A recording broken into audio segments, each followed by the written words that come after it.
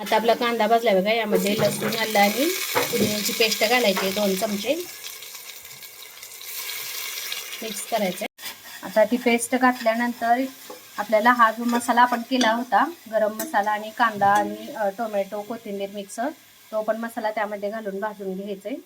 1-2 minute मसाला भाजून घ्यायचा आहे आपल्याला, जास्त भाजायचं नाही, कारण की आपण गरम मसाला हा भाजून घेतला होता.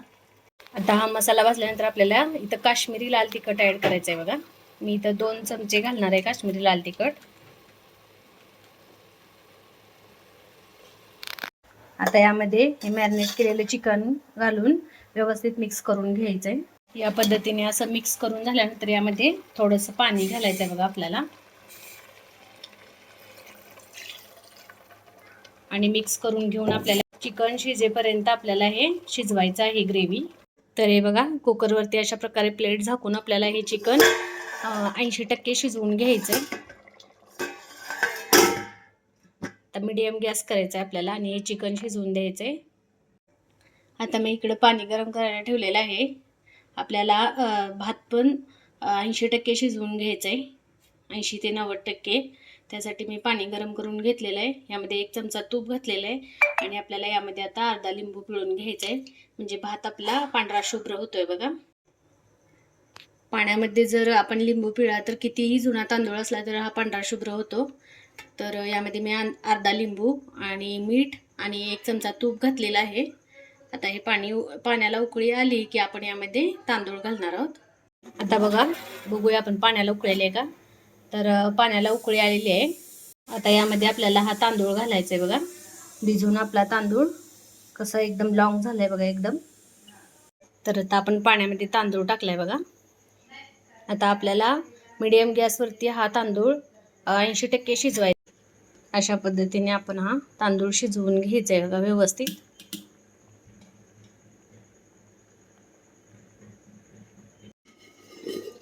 आता मी दम देण्यासाठी इथं बिर्याणीचं पातेलं तयार करते बघा. इथं मी तूप लावलेलं आहे सगळ्यात आधी. आता यामध्ये आपल्याला हा शिजलेला तांदूळ सगळ्यात आधी घालायचा आहे.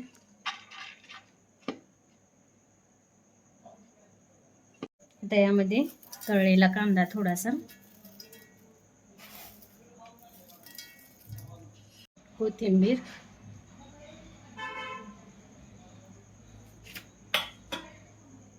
पुदिना,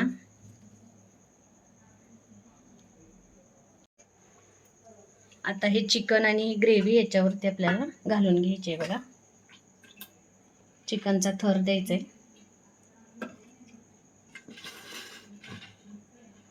या पद्धतीने चिकन घातल्यानंतर याच्यावरती भात घालायचा आहे आपल्याला.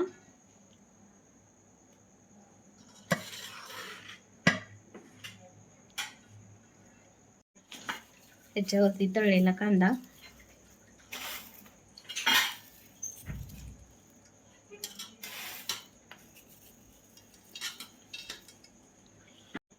पुदिना,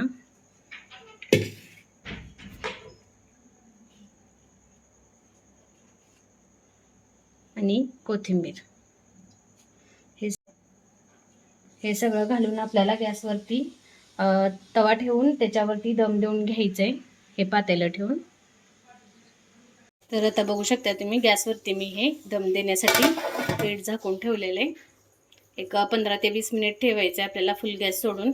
तवा असल्यामुळे बिर्याणी खाली लागत नाही. तर आपली चिकन बिर्याणी तयार झालेली आहे बघा. अशा पद्धतीने तुम्ही पण ट्राय करून बघा, खूप छान लागते चिकन बिर्याणी. तुम्हाला माझी ही रेसिपी आवडली असेल तर नक्की ट्राय करून बघा आणि माझ्या व्हिडिओला लाईक, शेअर, कमेंट्स करा. माझ्या यूट्यूब चॅनलला सबस्क्राईब करून बेल आयकॉनवरती प्रेस करा, म्हणजे माझ्या नवनवीन रेसिपीज, नवनवीन व्हिडिओज तुम्हाला पाहायला मिळतील. थँक्यू.